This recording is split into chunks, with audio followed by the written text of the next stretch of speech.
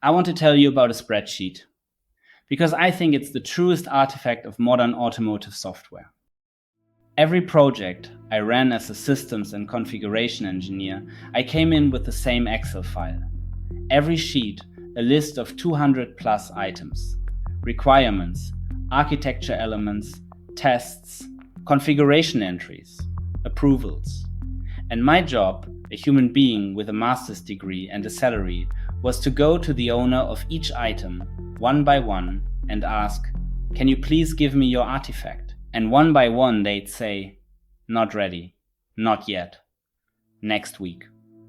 I was, in the most literal sense, overworked managing one spreadsheet for one project. That is not engineering. That is a person impersonating a database. And here's the quiet horror underneath it. A lot of those artifacts once produced are never read.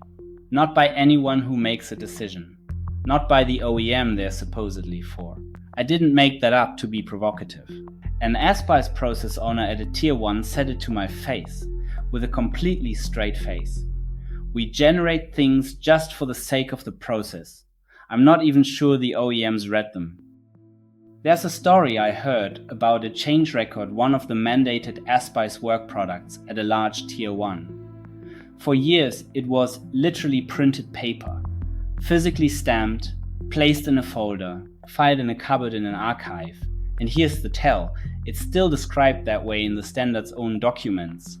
The mental model baked into the framework is a 1990 seconds office with a filing cabinet.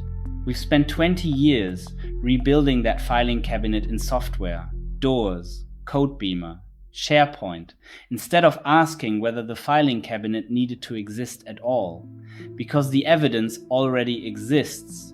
Your Git history is a change record. Your pull requests are review records. The standard never asked you to retype it into Excel. Someone sold you that part. Then there's the status in every tracker that nobody wants and everybody has, blocked by quality. It's not a knock on the quality people. They're usually the most conscientious engineers in the building, which is exactly the problem, because the system funnels all of that conscientiousness through a single throat. Traceability gets spot checked because one person owns the whole chain and can't possibly keep up. And your most senior engineers get pulled into rooms to confirm, by hand, things a machine could have pre-checked before the meeting was even scheduled. That's the review meeting tax. The review meeting isn't where quality happens. It's where quality waits. A systems architect at a large OEM gave me the most precise description of the disease I've ever read. The meetings, the reporting layers, none of it is the real problem. They are symptoms.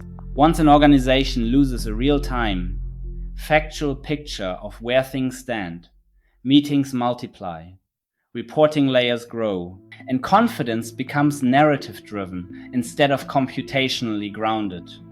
Read that twice. Nobody knows the real state of the system.